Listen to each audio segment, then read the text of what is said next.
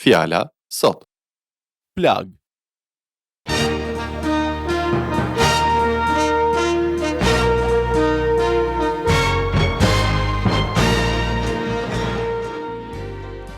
Përshëndetje dhe mirë se vini në këtë seri programesh nga pastorët Paul dhe Doug Schroeder nga shërbesa Fjala sot. Fjala për sot është plag. Kur dëgjojmë fjalën plag, secili prej nesh mund të ketë një ndjesi të keqe, ndoshta edhe të dhimbshme, sidomos kur bëhet fjalë për plag të thella shpirtërore që mund t'i kemi brenda vetes prej vitesh. Por në programin e sotëm, këtë fjalë do ta shohim në njërin prej librave më të bukur të Dhjatës Vjetër, në librin e Eksodit. Tu bëhet fjalë për daljen e izraelitëve nga robëria e Egjiptit, por mesazhi që do të përcjellim është shumë herë më i fuqishëm se sa thjesht historia. Do të shohim së bashku se sa e rëndësishme është bindja ndaj Perëndisë në një kohë që rënkon nga plagët e rënda shoqërore, plagë që sa vinë shtohen, edhe pse shoqëria është duke përparuar në çdo aspekt të saj. Ne ju ftojmë të mos e humbisni këtë program kaq të rëndësishëm për jetën e gjithë secilit prej nesh.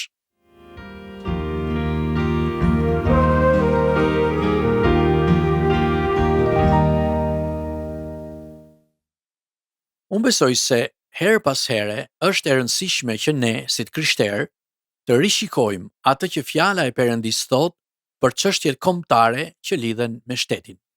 Fjala sot është duke u transmetuar në shumë kombe të ndryshme, në shumë gjuhë dhe dialekte të ndryshme. Në Amerikë, ne duhet jemi të shqetësuar për atë që Perëndia po bën në kombin ton, sepse mendoj se ka shumë gjëra që ne po i bëjmë kundër vullnetit të tij, siç është për shembull aborti. Mendoj se Perëndia është shumë i shqetësuar me Amerikën për shkak të abortit dhe jam i sigurt që nëse aborti ndodh edhe në vende të tjera, ai është i shqetësuar edhe me ato vende. Ne besojmë se aborti është vrasje. Ne besojmë se Perëndia nuk e dëshiron këtë, por ai po ndodh kudo. Ka dhe shumë gjëra të tjera që janë në kundërshtim me shkrimin, siç është homoseksualiteti. Kjo është diçka të cilën Perëndia e kundërshton dhe njerëzit nuk duhet ta bëjnë. Pornografia apo shumë gjëra të tjera që njerëzit shohin janë kundër vullnetit të Perëndisë dhe kjo është shumë e trishtueshme. Mendoj se për këtë arsye ia vlen që ne të shohim disa referenca biblike. Një referencë në Dhjatën e Vjetër gjendet tek Eksodi, kapitulli 8. Populli i Perëndisë, izraelitët, ishin robër në Egjipt dhe ai dërgoi Mojsiun për t'i drejtuar, për t'i çuar ata në tokën e premtuar, pra për t'i shpëtuar nga robëria.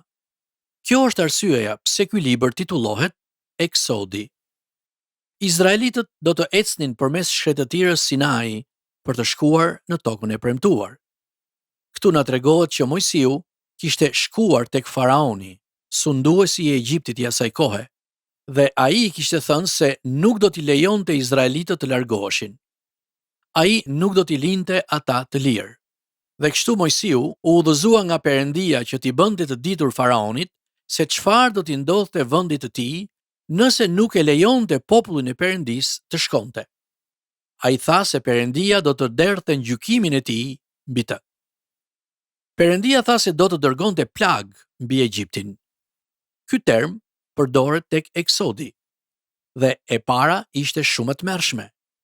A mund ta imagjinoni se si me urdhrin e Perëndisë të gjitha ujërat e Egjiptit, përfshirë këtu edhe lumin Nil, do të ktheheshin në gjak? Pra, të gjitha burimet, liqenet, pellgjet do të ktheheshin në gjak. A mund ta imagjinoni se sa dramatike do të ishte kjo gjë? Nuk do të kishte as ujë për të pirë. Më vonë në tekst na thuhet që njerëzve do të duhej të hapnin gropa përgjatë lumit. Unë nuk e di saktësisht se çfarë do thotë kjo, por ndoshta kishte disa puse që nuk ishin prekur. Gjithsesi, këtu duket qartë se Perëndia nuk ishte i kënaqur me ta. Tani, faraoni në fillim u lëkund, por pastaj ndroi mendje dhe sapo Perëndia e largonte plagën dhe Mojsiu u thoshte njerëzve se gjërat do të ndryshonin, faraoni ndronte mendje dhe nuk i linte të largoheshin. Ne e dim nga historia që plaga e dytë ishin bretkosat. Sigurisht, bretkosat i kishin mbushur brigjet e Nilit prej shekujsh dhe kjo nuk ishte diçka e pazakontë, por gjatë kësaj plage ato ishin kudo, ishin nëpër shtëpi dhe kjo ishte diçka e neveritshme. Përsëri, zemra e faraonit u zbut, por jo për shumë kohë. Ditën tjetër, ai deklaroi se nuk do t'i linte izraelitët të largoheshin. Mojsiu ishte përpjekur ta besonte faraonin, edhe pse Perëndia i kishte thënë që zemra e tij do të ngurtësohej. Bretkosat ngordhën dhe njerëzit duhet t'i hiqnin ato me lopata dhe t'i grumbullonin në togje. Thjesht, mendoni se sa i papastër ishte vendi dhe erën e keqe që kjo plag la pas.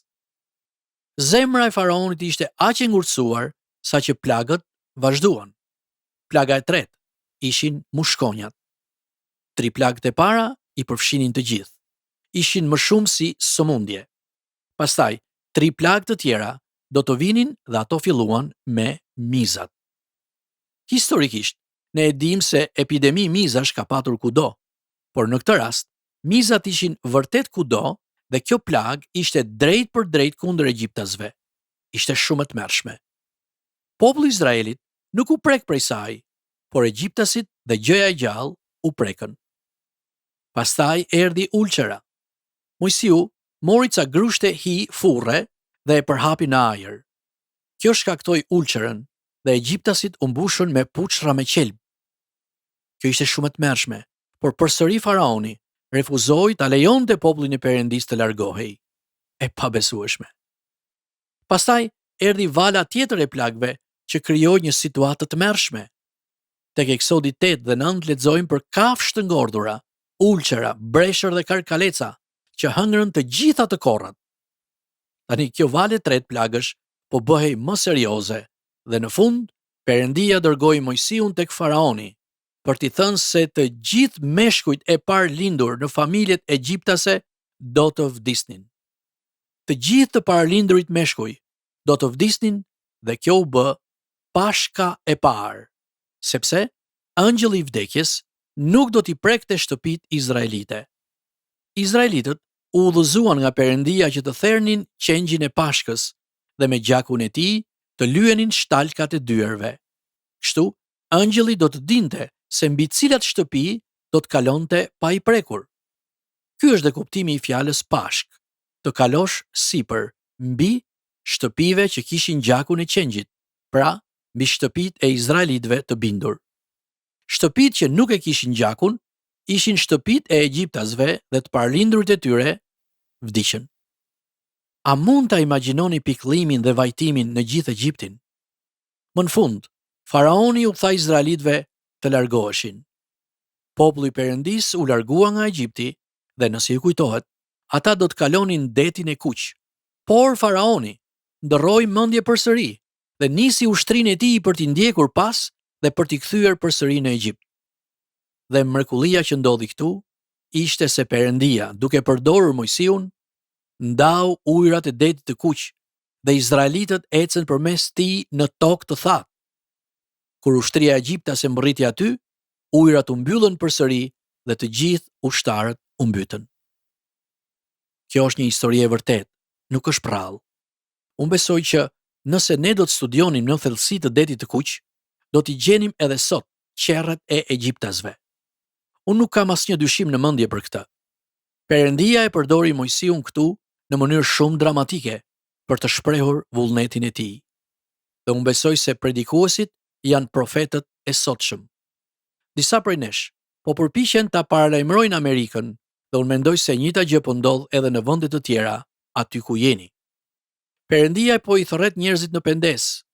Pendohuni, mos vazhdoni ta zemëroni Perëndin me imoralitetin dhe mosbindjen tuaj.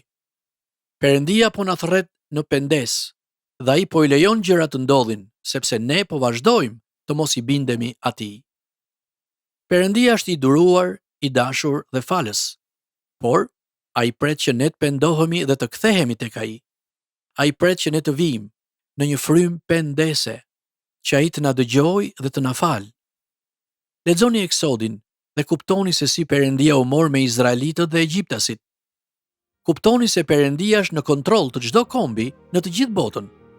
Le të pendohemi dhe të kthehemi tek ai, duke i kërkuar atij të bekojë kombet tona dhe pastaj të jetojmë në bindje ndaj tij, në një mënyrë që e kënaq atë, në një mënyrë që kur ai të na shoh, të di se ne jemi penduar sinqerisht.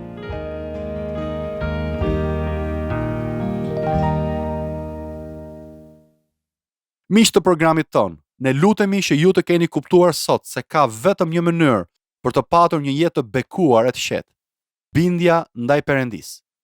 Perëndia është në kontroll të gjithçkaje që ndodh sot në botë, por ai lejon që plagët të ndodhin, që ne të kthehemi tek ai, në bindje ndaj tij dhe të jetojmë për Perëndin në Krishtin.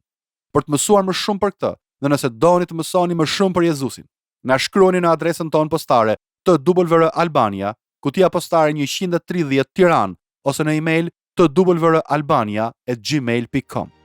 Këtë program mund ta dëgjoni në YouTube në kanalin TWR Albania, playlista Fjala Sot.